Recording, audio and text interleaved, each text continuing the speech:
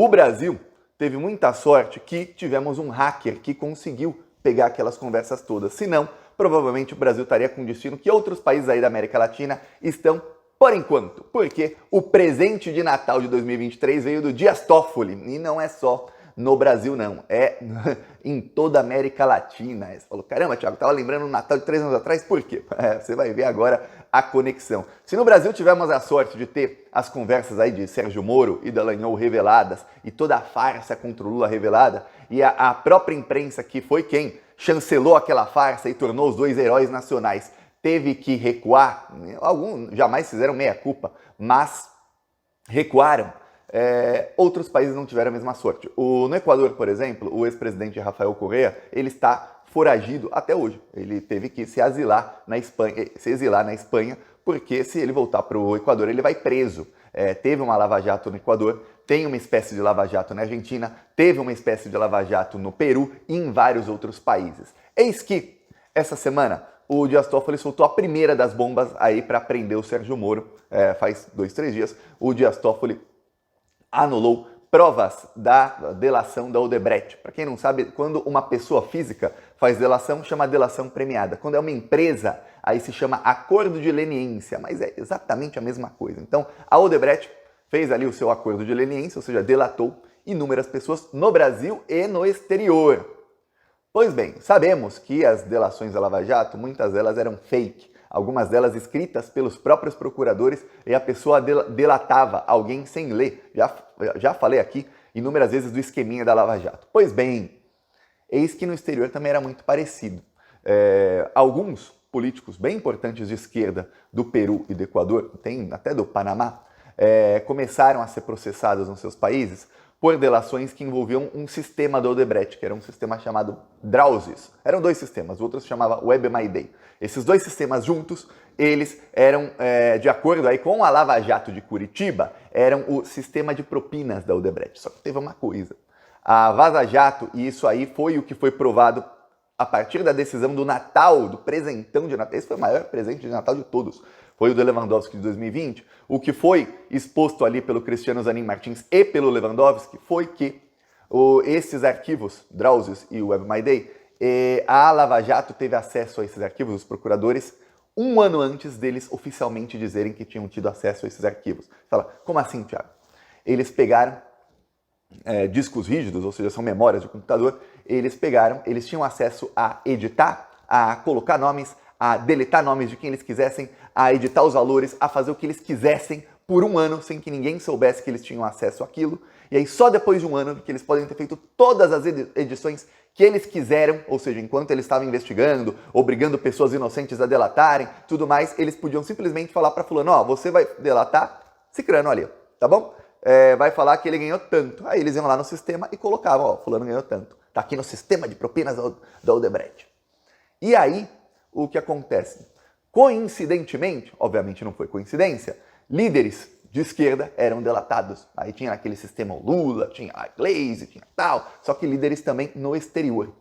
A decisão do Dias Toffoli de Natal aí, ela anula todas as provas, inclusive de alguns réus que são réus no exterior. Então tem aí gente ligada à esquerda no Peru, no Equador e no Panamá que é diretamente afetada pela decisão do Dias Toffoli, porque eles foram delatados por este sistema da Odebrecht, que é um sistema que já está provado no Brasil, que foi fraudado pela Lava Jato, inclusive na decisão do STF, em que por 7-4 tornaram o Sérgio Moro um juiz ladrão contra o Lula, o Gilmar Mendes e também outros ministros citaram ali partes da Vaza Jato que mostra que eles manipularam essas provas em sacolas plásticas de mercado, que o Doutor Dallagnol levou para casa dele.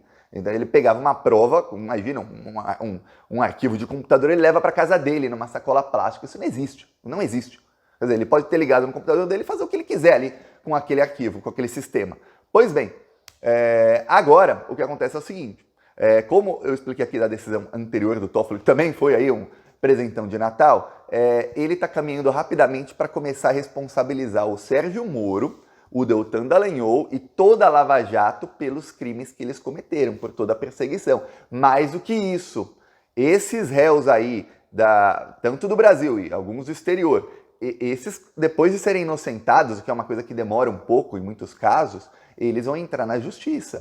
E eles vão entrar na justiça pedindo indenização, porque um juiz federal e o Ministério Público Federal perseguiram essas pessoas. Alguns ficaram presos, muitos, se não quase todos, tiveram as suas carreiras destruídas. Estamos falando aí de engenheiros de 30, 40 anos de carreira, que estavam no topo da sua carreira ali, como executivos de grandes empreiteiras, e ganhavam milhões e milhões e milhões. Lembre-se, alguns corruptos, muitos deles inocentes. E aí, essas pessoas não só foram obrigadas pelo Sérgio Moro a pagar uma nota, quase todo o dinheiro que tinham, em advogados para não serem presos ou para serem soltos depois de presos, a maioria foi preso, né? Para serem soltos, como foram obrigados a pagar multas milionárias. Imagina a pessoa inocente ter que pagar milhões no advogado, depois milhões numa multa milionária para poderem ser soltos, e essas multas eram desviadas pela Lava Jato de Curitiba. Aí você fala, peraí. Essas pessoas vão falar, ó, eu quero meu dinheiro de volta, eu quero juros, correção monetária e indenização.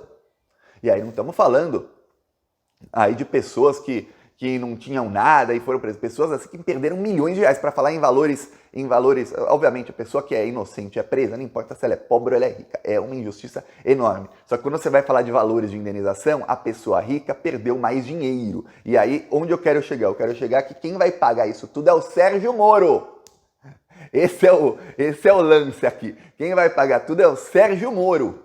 Aí, por quê? Porque já tem uma investigação ocorrendo na Advocacia Geral da União, que é o Jorge Messias, que era um dos cotados aí para a vaga do STF, inclusive, para ver como ele é da confiança do Lula, que ele já está fazendo investigação de todos esses casos, já para que quando os processos cheguem, ele já saiba, isso aqui é a responsabilidade do Moro, foi por causa disso, não é com a gente, nós pagamos a indenização sim, mas vamos cobrar do Moro.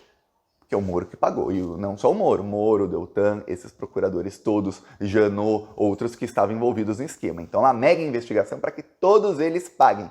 Então, a coisa vai ficar bem feia para esse pessoal. Inclusive, na semana passada já saiu uma notícia de que o Deltan Dallagnol já está meio que ameaçando o Sérgio Moro.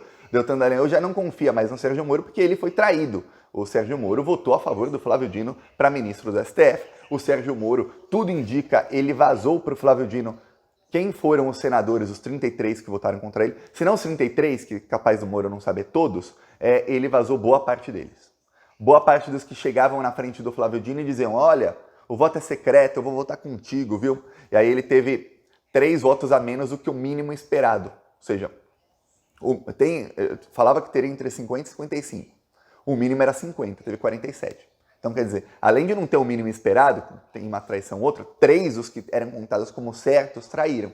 E adivinha quem deve ter falado para o Flávio Dino? Sobre os 3 ou sobre 2 deles, enfim, sobre muitos dos que traíram? Sérgio Moro. Porque o Sérgio Moro participou de todas as reuniões da oposição e dos bolsonaristas em que eles faziam ali estratégia contra o Flávio Dino. Sérgio Moro sabia até quais perguntas seriam feitas ao Flávio Dino e tudo indica que ele avisou ou tentou avisar o Flávio Dino e depois foi lá aos abraços, rir com o Flávio Dino e pensando, agora eu me salvei, não vou ser preso.